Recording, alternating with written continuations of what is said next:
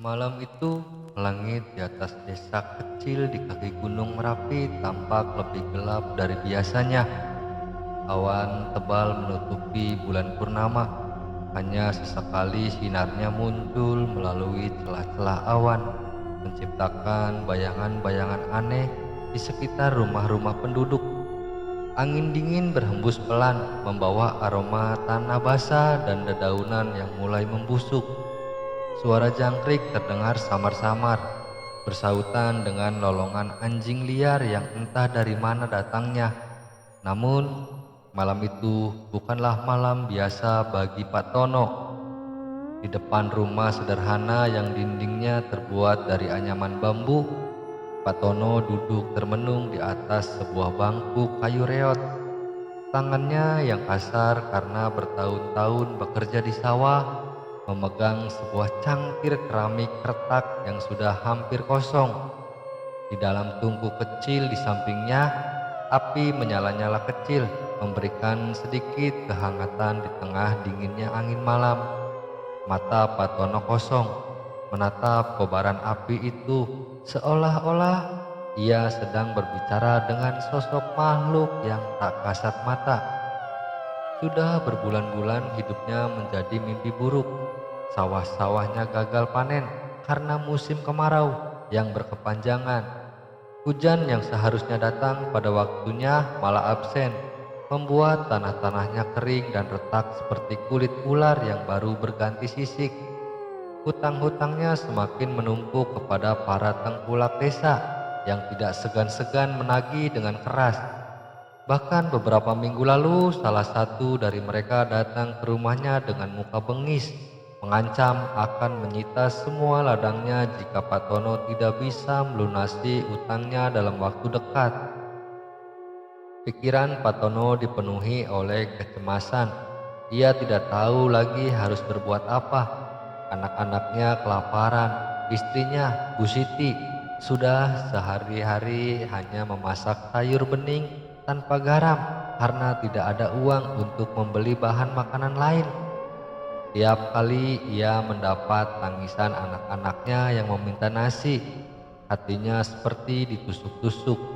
Ia merasa gagal sebagai kepala keluarga, sebagai suami, sebagai ayah. Apa yang harus ia lakukan? Apakah ia harus meninggalkan desa ini dan mencari pekerjaan di kota besar? Tapi ia tahu orang-orang sepertinya, tua, kurus, dan tidak berpendidikan, tidak akan pernah diterima di tempat-tempat yang lebih maju. Ia hanya memiliki ladang-ladang itu, warisan dari orang tuanya, dan sekarang pun ladang-ladang itu hampir hilang darinya. Apakah harus menyerah? Gumamnya pelan. Suaranya terdengar seperti bisikan hampa di tengah malam yang sunyi. Ia menundukkan kepala, memijat pelipisnya yang terasa penat. Matanya menangkap bayangan sendiri dari permukaan. Teh hangat yang tersisa di cangkirnya. Wajahnya tampak tua, lebih tua dari usianya yang baru 50 tahun. Kerutan di dahinya semakin dalam dan rambutnya yang mulai memutih terlihat kusut. Tiba-tiba suara langkah kaki menghentikan lamunannya. Pak Tono menoleh dengan cepat. Matanya menyipit, mencoba melihat siapa yang datang. Dari balik bayangan pohon kenanga di halaman rumahnya muncul sosok seorang pria tua. Ia adalah Mbah Sastro, tetua desa yang jarang bergaul dengan warga. Pria tua itu membawa tongkat kayu panjang yang ujungnya diukir dengan motif-motif aneh, dan tubuhnya dibalut selendang hitam yang menjuntai hingga ke lututnya. Wajahnya yang keriput diterangi oleh cahaya temaram dari tungku, membuatnya tampak seperti tokoh dari cerita-cerita kuno. Mbah Sastro mendekati Pak Tono dengan langkah pelan namun pasti. Ia berhenti tepat di depan pria parubaya itu, lalu berkata dengan nada rendah, namun penuh teka-teki, "Kau sedang mencari jalan keluar, bukan?" tanya Mbah Sastro. Pak Tono terperanjat. Ia tidak pernah mengatakan apapun kepada siapapun tentang masalahnya. Bahkan kepada Bu Siti. Bagaimana mungkin Mbah Sastro tahu? Gumam Pak Tono. Apa maksudmu, Mbah? Tanyanya dengan suara bergetar, mencoba menyembunyikan ketakutan yang mulai merayap di hatinya. Mbah Sastro tersenyum tipis, senyum yang lebih mirip seringai. Ia menatap Pak Tono dengan mata yang tajam, seolah bisa membaca isi hatinya.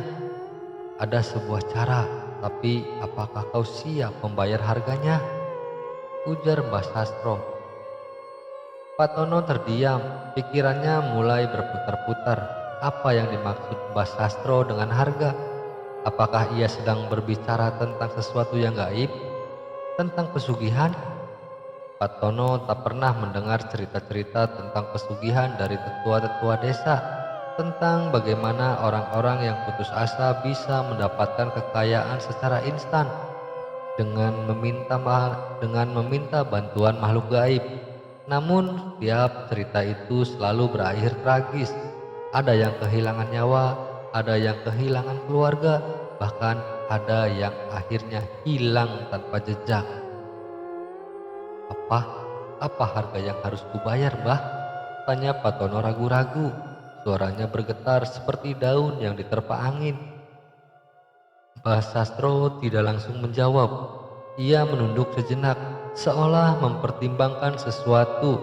Lalu dengan suara yang lebih rendah dan penuh tekanan, ia berkata, harga yang harus kau bayar adalah jiwa. Bisa jadi jiwamu sendiri atau jiwa orang lain yang kau cintai. Pak Tono merinding, tubuhnya gemetar hebat, dan ia hampir menjatuhkan cangkir tehnya. Namun di dalam hatinya yang paling dalam, ia merasa ada sesuatu yang menariknya untuk mendengar lebih lanjut. Ia tahu bahwa pesugihan adalah jalan pintas yang berbahaya, tapi apa pilihan lain yang ia miliki? Keluarganya kelaparan, hutang-hutangnya semakin menumpuk, dan ia tidak punya harapan lagi. Kalau aku bersedia, kata Pak Tono dengan suara pelan, hampir seperti berbisik. Apa yang harus aku lakukan? Tanyanya. Mbah Sastro tersenyum lagi, kali ini lebih lebar. Ia mengangkat tongkatnya tinggi-tinggi seolah memberi isyarat bahwa ia sudah siap untuk membimbing Pak Tono ke jalan yang gelap dan penuh misteri. Ikuti aku, katanya singkat. Akan kubawa kau ke tempat di mana kau bisa mendapatkan apa yang kau inginkan. Tapi ingat, sekali kau melangkah di jalan ini, tidak akan ada jalan kembali. Pak Tono menarik napas panjang. Ia tahu bahwa ia sedang berdiri di ambang keputusan yang akan mengubah hidupnya selamanya. Namun, tanpa banyak bicara lagi, ia bangkit dari kursinya, mengambil jaket tua dari gantungan dan mengikuti Mbah Sastro ke dalam kegelapan malam. Angin berhembus lebih kencang membawa suara-suara yang tidak jelas. Bulan purnama perlahan-lahan kembali tertutup awan, meninggalkan dunia dalam kegelapan total. Langkah-langkah mereka berderap pelan di tanah kering menuju sebuah tempat yang hanya diketahui oleh Mbah Sastro, tempat di mana kekayaan dan kutukan berpadu menjadi satu. Jalan pintas seringkali terlihat mudah, tapi jarang ada yang tahu berapa mahal harga tiketnya. Setelah meninggalkan rumahnya, Pak Tono mengikuti Mbah Sastro melewati jalan setapak yang sempit dan gelap. Hanya cahaya temaram dari hutan yang sesekali muncul di antara awan tebal yang menemani langkah mereka. Udara semakin dingin dan angin berhembus lebih kencang membawa suara dedaunan yang bergesekan satu sama lain seperti bisikan-bisikan halus. Suara itu terdengar aneh, seolah-olah ada makhluk tak kasat mata yang mengamati mereka dari balik bayangan. Mbah Sastro melangkah dengan tenang. Tongkat kayunya beradu dengan tanah kering, menciptakan ritme yang konstan. Sesekali ia berhenti sejenak, memandang ke arah pepohonan tinggi yang menjulang di sisi jalan, seolah memastikan bahwa mereka tidak diikuti oleh siapapun. Patono mengikuti di belakangnya dengan langkah gontai. Hatinya dipenuhi rasa cemas dan penasaran. Pikirannya berkecambuk. Apakah ia benar-benar akan bertemu dengan makhluk gaib? Apakah ini semua hanya tipuan Mbah Sastro? Ataukah ia sedang menuju sesuatu yang lebih besar daripada yang bisa ia bayangkan? Kita hampir sampai, kata Mbah Sastro tiba-tiba. Suaranya terdengar rendah namun jelas di tengah keheningan malam. Ia menunjuk ke arah sebuah hutan lebat yang tampak gelap gulita. Di kejauhan terlihat siluet besar sebuah pohon beringin tua yang menjulang tinggi. Akarnya melilit seperti tangan-tangan raksasa yang siap mencengkram apa saja yang mendekat. Inilah tempatnya, lanjut Mbah Sastro. Suaranya terdengar lebih serius daripada sebelumnya. Di bawah pohon itu ada pintu menuju dunia lain. Makhluk gaib yang kau cari tinggal di sana. Pak Tono merasa tubuhnya gemetar hebat. Ia menelan ludah. Suaranya tercekat di tenggorokan. Apa? Apa kita benar-benar harus masuk ke sana? Tanya Pak Tono. Mbah Sastro berbalik menatap Pak Tono dengan tatapan tajam yang membuat pria parubaya itu merasa seperti anak kecil yang ketakutan. Jika kau ingin kekayaanmu datang, kau harus berani. Ingat, harga sudah disebutkan. Jangan berpikir mundur sekarang. Pak Tono mengangguk pelan meskipun dadanya terasa sesak. Ia mengikuti Mbah Sastro memasuki hutan itu. Langkah-langkahnya terasa berat seperti ditahan oleh gravitasi yang lebih kuat. Daun-daun kering di bawah kakinya bergerak pelan dan suara-suara aneh mulai terdengar di sekitar mereka. Ada desisan halus, ada suara langkah-langkah yang tidak jelas dari mana datangnya. Dan kadang-kadang suara tertawa kecil yang terdengar seperti berasal dari jauh.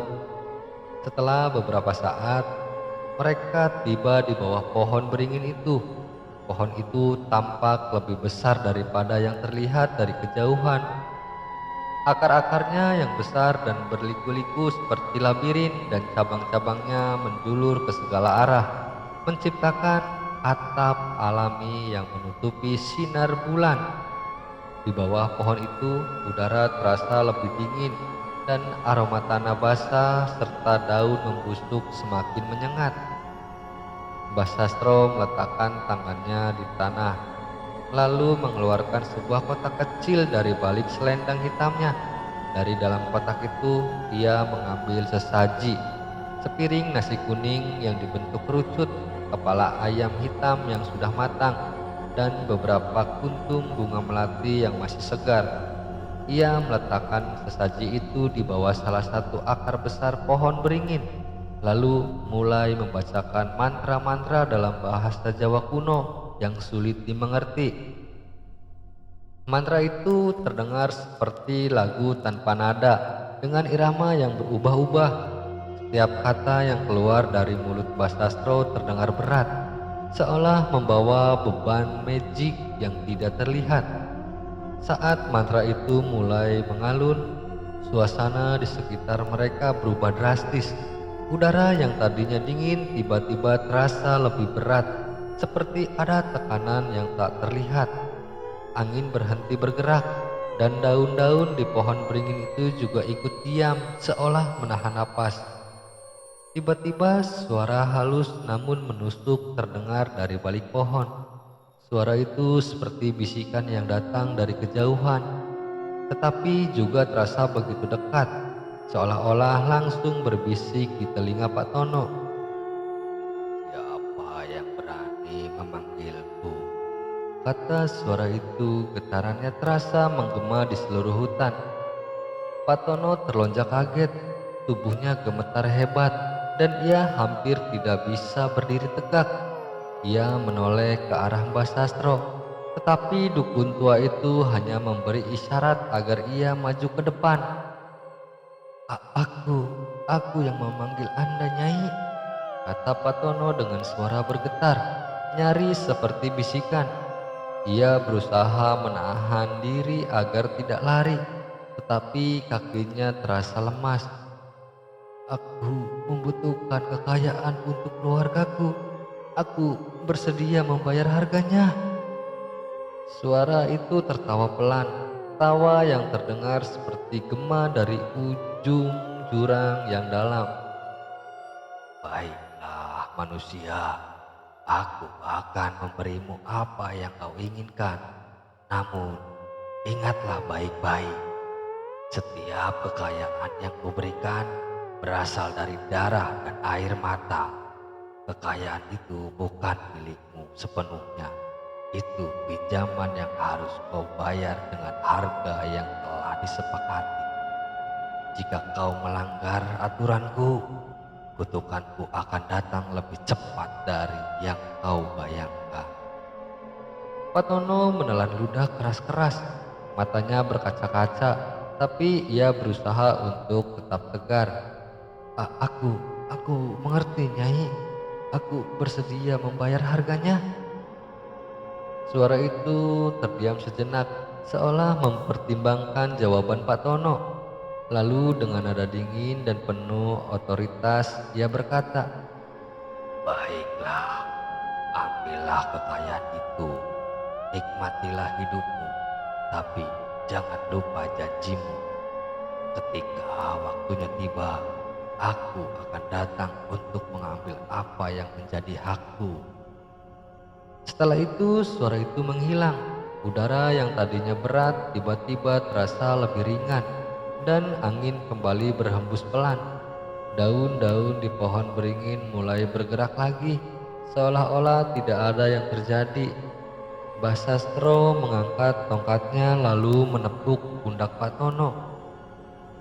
"Kau telah mendapatkan apa yang kau minta," katanya dengan nada datar. "Sekarang pulanglah, jangan lupa kekayaan itu adalah pinjaman. Gunakan dengan bijak atau kau akan menyesal." Otono hanya bisa mengangguk pelan, tubuhnya masih gemetar, tetapi ia merasakan sesuatu yang aneh di dalam hatinya. Rasa lega yang bercampur dengan ketakutan. Ia tidak tahu apakah ia baru saja melakukan kesalahan besar atau justru mendapatkan kesempatan kedua dalam hidupnya. Yang jelas, ia tahu bahwa kehidupannya tidak akan pernah sama lagi. Terima kasih untuk teman-teman semua yang sudah menyimak atau mendengarkan cerita ini. Nanti kita akan lanjut di part selanjutnya. Dan seperti biasa saya mohon maaf apabila ada kata-kata yang salah. Dan saya juga memohon dukungannya kepada teman-teman semua untuk membantu mengembangkan channel ini dengan cara klik subscribe, like, komen, dan juga share ke media sosial teman-teman semua. Sekali lagi saya ucapkan banyak-banyak terima kasih. Wabillahi taufiq wal hidayah. Wassalamualaikum warahmatullahi wabarakatuh.